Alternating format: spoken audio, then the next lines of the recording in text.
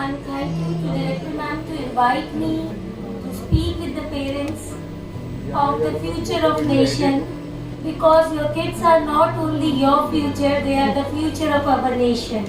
And I always love to speak with the parents. I will be bilingual so that each and everyone can understand me.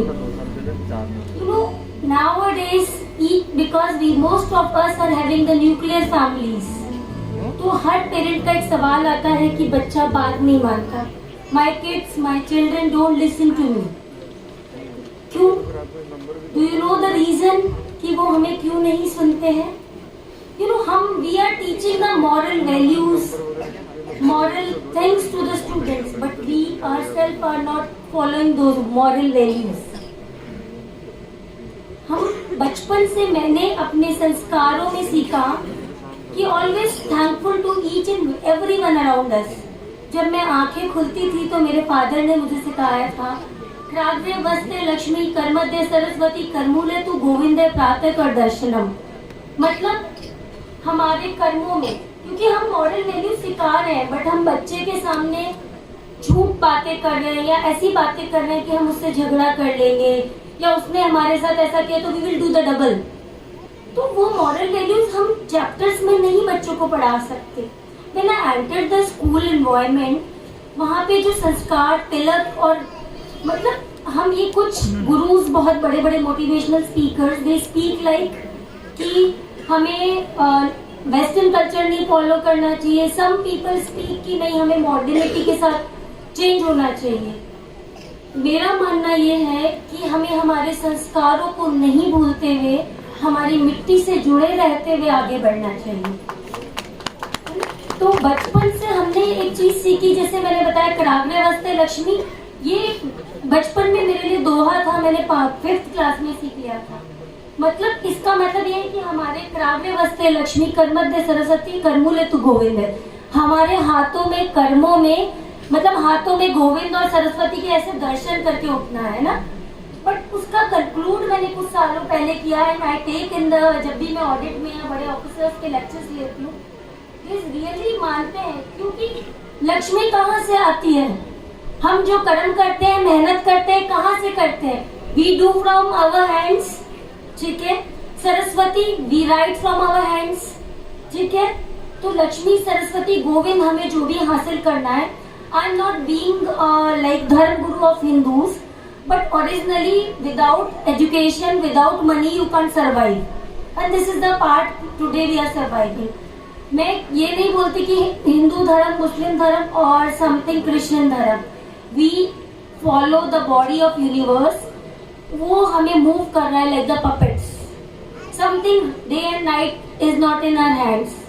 We work according. Sunrise is not in our hands, but we, तो इन सब चीजों को कौन control कर रहा है? There is a some body, कोई यूनिवर्स है, कोई पावर है जो इन सब चीजों को कंट्रोल कर रही है ना. वो चाहे ईश्वर हो, अल्लाह हो, वो चाहे जीसस हो, चाहे वाहे गुरु हो, दे कैन बी एनीथिंग. हम बच्चों को संस्कार के साथ इंडो वेस्टर्न कल्चर सिखाएं, आगे की लाइफ के साथ हमें मतलब फॉलो करना सीखना चाहिए. तो बच्चों के लिए सबसे बड़ी चीज है, एक लाइन बोलूंगी, बचपन में मैंने सुनी थी कि वीणा के तार को ना तो इतना ढीला छोड़ो कि सुर ही ना आए, ना ही उसको इतना खींचो कि वो टूट ही जाए. मतलब हमें, और बच्चों का बेस्ट फ्रेंड हमें आज के तारीख में बनना बहुत जरूरी है, क्योंकि हम हमारे बच्चों के दोस्त नहीं बनेंगे तो हमारे बच्चों का दोस्त कोई और बन जाएगा. क्या होता है, हम लोग all the parents, husband and wife, school की अपने दोस्तों की बातें करना चाहते हैं, और हम क्या करते हैं, 5 मिनट रुक जा, 10 मिनट रुक जा, एंड व्हाट इट हैपेंस कि वो सो जाता है थक के ना. तो हमें अपने बच्चे को रोज एटलीस्ट सब काम छोड़ के 5 मिनट्स अपने बच्चों का पूरा रूटीन सुने. स्कूल में क्या किया, उसने अपने कहीं स्पोर्ट्स में जाता है, वहाँ क्या किया. अभी मैम ने मुझे एक क्वेश्चन पूछा कि बच्चों को हमें किस लाइन में मतलब भेजना चाहिए. तो 5-6 इयर्स तक हमें बच्चे को वॉच करना चाहिए कि उसका इंटरेस्ट किस फील्ड में है. टाइम पे every stage of life, 5 years, 10 years, 15 years, जब बच्चे का हार्मोनल चेंजेस होता है, वो थोड़ा ग्रो करता है. जैसे कि 5 ईयर एक स्टेज हो गई, फिर 10 ईयर एक स्टेज हो गई, फिर 13 पे वो टीन एज में आता है, उसके बाद वो 18-19 पे यूथ में आता है. हमें उन्हें गाइड करता रहना चाहिए हर लाइक कि IPS ऑफिसर बनोगे तो it is like this, if you will be the businessman it is like this, if you will be the politician it is like this. उसके बियॉन्ड एक चीज है, कुछ भी बन जाओ आप, मतलब कोई भी काम छोटा नहीं होता। Some of the mehndi artist are earning with their putting the mehndi on Bollywood stars. तो नथिंग इज स्मॉल, बट हमारे अंदर मॉरल वैल्यूज, ह्यूमैनिटीज, संस्कार, हमारे देश के, हमारी मिट्टी के संस्कार जिंदा रहने चाहिए। और वो तब जिंदा रहते हैं जब हम पेरेंट्स उनके सामने जो लाइव पिक्चर प्रेजेंट करते हैं। ये नहीं कि हम उनको कहें बेटा honesty is best, you must follow the honesty. हम बच्चों के सामने अपने बॉस को फोन उठा के बोले सर मैं घर पे नहीं हूँ, मैं टूर पे हूँ। वो नहीं सीखेंगे जो आप पढ़ा रहे हैं, वो सीखेंगे जो आप कर रहे हैं, what they are watching, because they are using a binoculars जो उनके टीचर्स यूज कर रहे हैं। तो टीचर ने क्लास में कुछ भी छोटा भी किया ना, बच्चा घर जाके बताता है अपने पेरेंट्स को आज हमारी टीचर ने ये वर्ड बोला या हमारी टीचर ने ये चीज किया। और पेरेंट्स के घर में अगर झगड़ा होती है ना, नर्सरी क्लास का बच्चा अपनी मैम से अगर अटैच होता है, बोलता है मेरे मम्मी पापा ने झगड़ा की, बताता है ना। तो वो नहीं बोल रहे कि आपने कहा कि मत करना या ये करना, वो कर रहे हैं जो वो वॉच कर रहे हैं अपने पेरेंट्स को, टीचर्स को। आज हमने एक चीज देखी, मैंने स्कूल का, it was a wonderful programme, क्योंकि ये प्रोग्राम इतना अच्छे से फ्रेम था। बच्चों को ये जो बताया सुधा मैम का, युवराज जी का, कि उन्होंने हार नहीं मानी। वो कहाँ जाके सीखे, उनके जो सर्कमस्टांसेस थे बहुत नेगेटिव थे, तो नेगेटिव सर्कमस्टांसेस में भी they robbed, they were not able to survive but they robbed.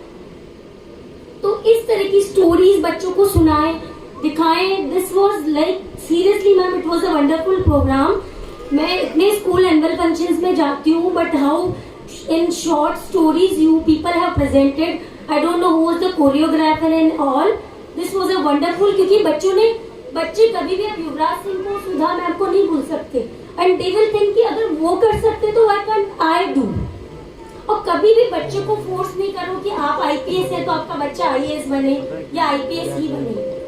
उसको वॉच करो, वो हो सकता है म्यूजिक में बहुत अच्छा करे। आप म्यूजिशियन है तो जरूरी नहीं है आपका बच्चा म्यूजिशियन ही बनेगा। उसको वॉच करो, क्योंकि कुछ इनबिल्ट जैसे अपनी मशीन्स में होता है ना, कुछ हमारे अंदर बाय बर्थ चीजें होती है, जरूरी नहीं हर चीज हेरिडिटी से हो। तो let the kid do what he is born for, है ना। तो उनको लेट, और बच्चों को हमेशा बेस्ट फ्रेंड बने, उनको एक ऑरा प्रेजेंट करें